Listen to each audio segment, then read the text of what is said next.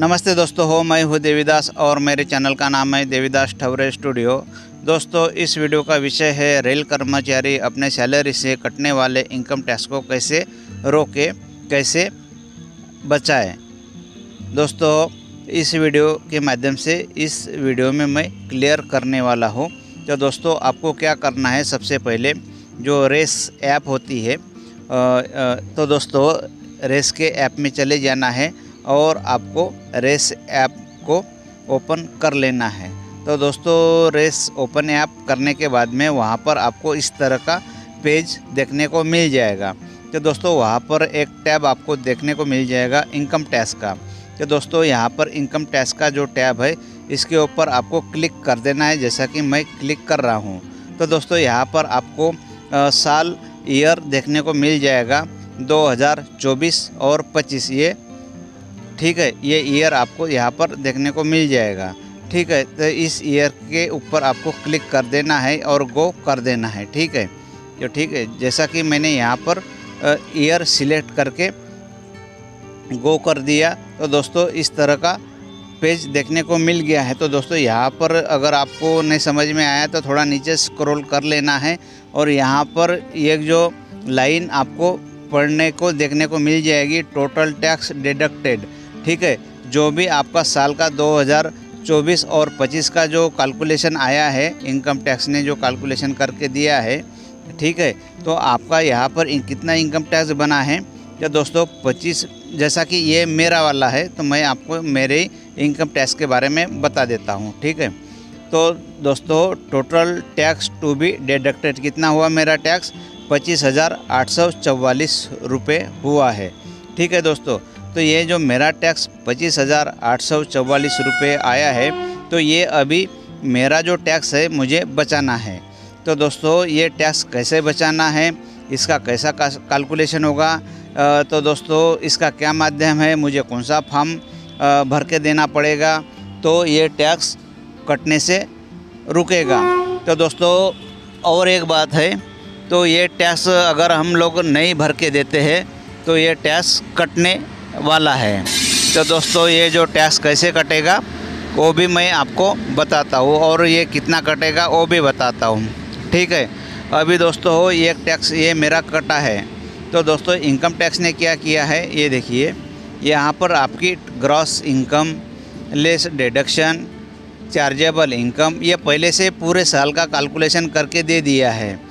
तो दोस्तों, यहाँ पर होता क्या है, मैं थोड़ा सा इसका थोड़ा विस्तार से बता देता हूँ, फिर आगे मैं बढ़ता हूँ। तो दोस्तों, यहाँ पर जो हमारा डिडक्शन होता है, जैसे कि बच्चों का स्कूल फीस होती है, किसी का सुकन्या का होता है, किसी का LIC का होता है, और भी डिडक्शन होते हैं जो हमें अपने बाबू को एक फॉर्म भर के देना होता है। तो दोस्तों, ये जो हमारा इनकम टैक्स यहाँ पर दिखाई दे रहा है, total tax to be deducted, ये फिर यहाँ पे 0 दिखाई देगा, यहाँ पर नहीं दिखेगा। जब तक हम फार्म भर के नहीं देंगे तब तक ये दिखाई देगा और हमारे किस्तों में ये कटते जाएगा। जैसे जैसे हम भर के नहीं देंगे, यहाँ पे एक एक किस्त कटते जाएगी और एक एक किस्त यहाँ पर कम होते जाएगी। तो दोस्तों, इसकी मेरे पास बहुत ही कंप्लेंट आती है, मतलब लोग ऐसा मुझे पूछते हैं कि ये हमारा टैक्स क्यों कट रहा है। तो दोस्तों, जब तक आप फॉर्म भर के नहीं दोगे तब तक ये आपका टैक्स ऐसा ही कटते रहेगा। तो दोस्तों, ये मेरा ही उदाहरण देता हूँ, अभी मैंने फॉर्म भर के नहीं दिया तो स्वयं मेरा भी एक किस्त कट गई है। अभी मैं फॉर्म भर के दूंगा तो मेरा भी नहीं कटेगा। तो मैं आपको थोड़ा सा बैक ले जाता हूँ और ये मेरी किस्त कटी है। ठीक है, ये मेरी एक सैलरी है, सैलरी अभी आई है। ठीक है, तो यहाँ मैं आपको नीचे से स्क्रॉल कर लेता हूँ। ठीक है, और मेरा कितना कटा है ये देखिए, यहाँ पर इनकम टैक्स देखिए, इनकम टैक्स 2,584 रुपये यहाँ पर मेरा इनकम टैक्स कटा है। इसलिए कटा है दोस्तों कि मैंने अभी फॉर्म बाबू को भर के नहीं दिया है। जब मैं फॉर्म भर के दूँगा तो मेरा ये भी इनकम टैक्स नहीं कटा है। अभी अगर मैं इनकम टैक्स मतलब फॉर्म भर के नहीं देता हूँ इनकम टैक्स का डिडक्शन का, यानी आयकर घोषणा पत्र का फॉर्म जो भर के नहीं दूंगा तो ये इनकम टैक्स आता ही रहेगा, 10 किस्तों में ये मेरा कटता ही रहेगा। तो इसलिए भर के देना ज़रूरी है।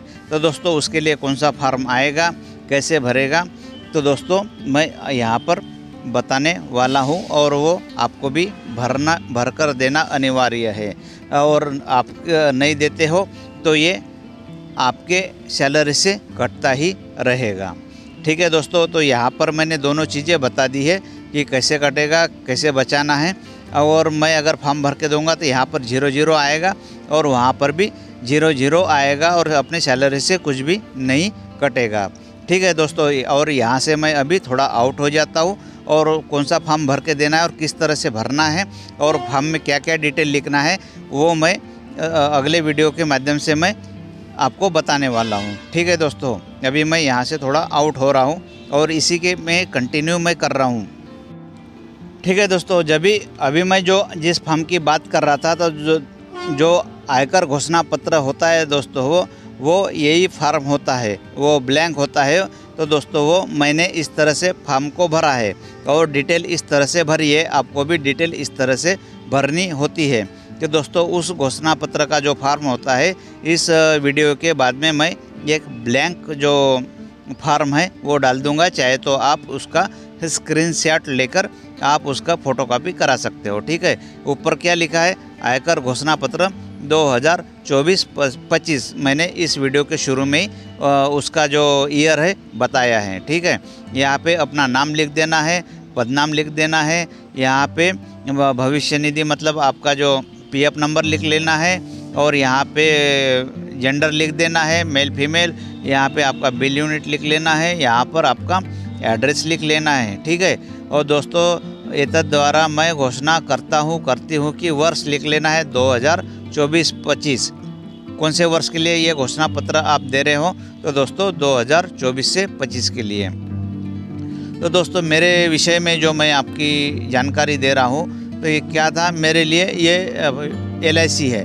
तो दोस्तों मैंने क्या किया, जो जीवन बीमा है यानी LIC है, तो मेरे पास 2 पॉलिसी है, तो इसलिए ये पॉलिसी नंबर लिखा ऊपर और उसकी किस्त लिखी, मतलब साल की। और दोस्तों यहाँ पर फिर दूसरी एक LIC है, उसकी नीचे साल की एक किस्त लिखी है।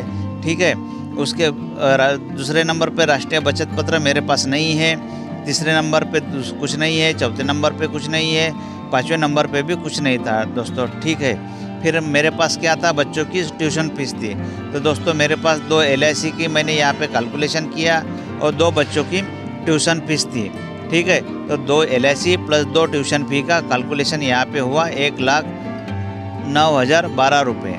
ठीक है दोस्तों, और यहाँ पर क्या करना है, फिर बाद में शिक्षण शुल्क यहाँ पे लिखा हुआ है, फिर आपका यहाँ पर कर्मचारी का हस्ताक्षर, यहाँ पर आपको अपनी साइन कर देना है, पदनाम लिख देना है और यहाँ पर PF नंबर लिख देना है। और दोस्तों अभी आपने किसी का भी बच्चों की मतलब ट्यूशन फीस भरी नहीं होगी या भरी होगी, तो आपको यहाँ पर थोड़ा विस्तार से लिख देना है। कोई बाबू कहता है कि भाई थोड़ा विस्तार से लिखो, आप कब भरने वाले हो, भरी होगी तो लिख दो, नहीं का या आने वाले दिनों में कब भरना है, LIC हो, सुकन्या हो, कौन से महीने में भरने वाले हो, तो लिख दो। तो आपको इस तरह से, जैसा कि मैंने यहाँ पर मैं थोड़ा बड़ा करके भी यहाँ पर बता देता हूँ।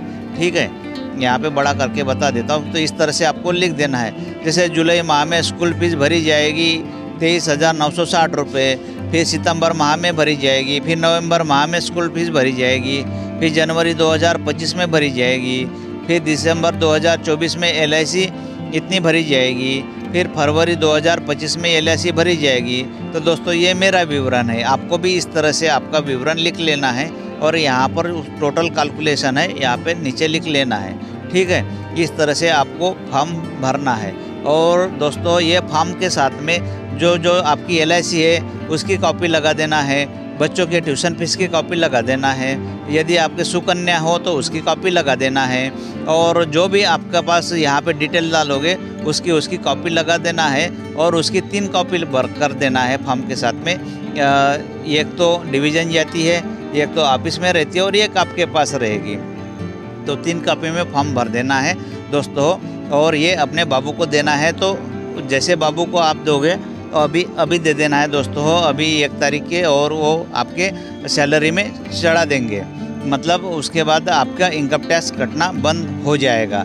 अभी मेरी भी ये किस्त कट गई है, अगली जो 9 किस्त है अभी नहीं कटेगी, और जो किस्त अभी कटी है अभी अगले साल जो मैं इनकम टैक्स भरूंगा वो मुझे रिटर्न हो जाएगी। ठीक है दोस्तों, वो अभी अगले साल मुझे रिटर्न हो जाएगी, अभी वो रिटर्न नहीं होनी है।